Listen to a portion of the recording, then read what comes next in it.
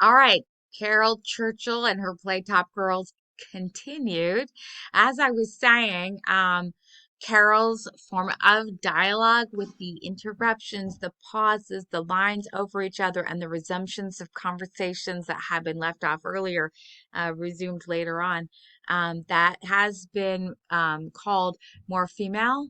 Um, Replicating dialogue, which is counterposed with the traditional form of play dialogue deemed paternalistic or masculine because it is the male playwright whose dialogue has long been marked by and so established this albeit unnatural way of speaking on stage where we have fully composed lines, speeches, monologues, etc. And this kind of like turn taking, right? And it's all very linear. We don't like maybe go back and finish a conversation that had been left off earlier. We don't talk over each other, things like that. So maybe that's why it has, that's why it's been more associated with the female because she's a female and she drew upon what sounded natural to her versus the male playwrights who tended to dominate playwriting, throughout much of history, and they're kind of very linear, turn taking, non-interruptive, no pauses, kind of like it's obviously pre-written, right? And not at what we would deem as naturalistic nowadays, right? Um, so anyway, interesting concept to think about, right? And analyze as you read Top Girls and as you actually maybe listen for this kind of thing in other plays, TV, movies, things like that, because those are all places where people write dialogue. And do we want to write it so that it doesn't sound natural? Because sometimes playwrights do that for a reason, right? They want to call attention to something. They want you to they want it to sound different, right? From everyday speech. For example, a lot of times epic um, poems slash plays were written in ways with written with elevated dialogue, written with speech that was above the level of how normal everyday people would speak, because they wanted their characters to be something that people would strive for, or it would be something that was attractive to people to read about or watch or learn about. So there are different thinkings behind reasons that you would write lines in a particular way. And Carol wanted hers to sound like the way everyday people speak naturally. Okay, so feminist critics have called Carol's dialogue not only revolutionary in transcription methods, but revolutionary also in its challenge of traditional paternalistic, unnatural turn taking and speech making on stage. Instead, Carol's characters interrupt each other and speak over each other and pause and regress back to previous topics and move forward by nonlinear association or by thematic association, not necessarily chronological. In this way, Carol creates a highly natural and quote unquote more feminine associated sound.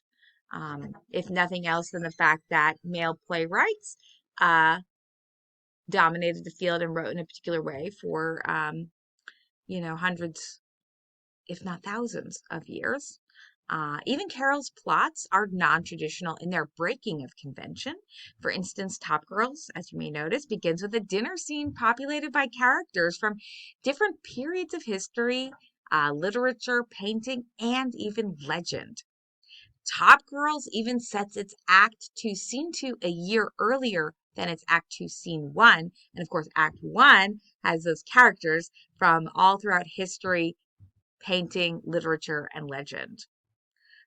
Carol literally dispenses with the traditional paternalistic view of linear time and instead opts for a more feminine, associated, discursive diegesis, right?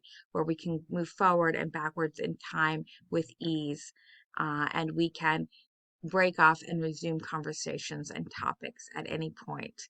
Yeah, so anyway, it's an interesting novel way that she took up in this time period when she started writing in the later 20th century. Not to say she's the first one who did this, but she certainly popularized it and came up with even a notation system to make it work. After Carol's husband left his barrister job for one with more freedom, Carol herself was able to have more freedom to write more. She moved from radio plays here and there to writing her first professionally staged play, Owners, published in 1972. She even became the first female resident playwright for the Royal Court Theatre in England. After that, she worked with two theater companies, the Joint Stock Theater Company and Monstrous Regiment, which was a feminist theater, interestingly called Monstrous Regiment, right? Of course, females associated with the monster, that's one of the tropes of females, uh, female as witch or female as monster or female as uh, locked up in the attic, hysterical female, or the Eve, temptress female. Um, anyway, these theater companies largely embraced improvisation and workshops to produce the scripts they performed. Caryl fully embraced these more female associated playwriting techniques of improvisation and workshopping to inspire and hone her plays. These techniques helped produce her greatest works, including Cloud 9, published in 1979. That's another play. Her first wildly commercially successful play, in fact. Top Girls, the play that we read this week, and another play, Serious Money. For Caryl, such collaborative writing techniques enabled playwrights to capture the spontaneity and sounds of real life, along with often nonlinear progressions of conversation and real people's lives, with characters coming from all stratus layers of society. Feminist critics have called these nonlinearities an embrace of the feminine and departure from the paternal linearity of traditional theater. In fact, to challenge traditional thinking on gender and race, Carol's play that we read this week, or no, not the one that we read this week, Carol's play Cloud 9 uses such experimental techniques as having males play female characters, females play male characters, a Caucasian play a black maid, and even a doll play a girl. Time and place also play with and comment on notions of social change or the lack thereof, as the first act occurs in Victorian London, while the second act occurs in 1979 London, while the same characters are used only 25 years later in their own character progression. So, does that mean that the time from Victorian London to 1979 London, that is obviously like about 100 years, but in terms of how women progressed, maybe only 25 years? Is that what she's saying with that? It's something to think about, right? Yeah. I have to analyze that. Although we're not reading that play, but I wanted to bring that up because I wanted you to see like how she can use these departures from reality, these nonlinear, or not realistically linear time frames can actually embrace a metaphor that makes commentary on women's life and living conditions. And it shows how much she embraces these feminist notions in her works. For Caryl, workshopping and writing plays from hands-on interactions with the particular groups about which one writes not only capture, preserve, and even vindicate the experience of often otherwise undocumented or overlooked groups, such as females, but workshopping and incorporating real-life interaction democratize theater by opening it up to all. And representing accurately groups not theretofore represented, or perhaps represented incompletely or even inaccurately. So that's where she likes to work with the real people that she's writing about to capture their real experiences, to capture their real modes of speaking and topics of conversation and interactions. For instance, Carol's time spent with the Fen women of England resulted in her play called Fen, in which she captures the sounds, themes, and problems of these women's lives, and they're working women, of these working women's lives. After workshopping experience in Romania, producing a play, Mad Forest, in 1990, about the social and political conditions in that country before, during, and after the fall of dictator Ceausescu. Caryl continues to live and write plays about social, gender, and political concerns, like her play on cloning called A Number, published in 2002.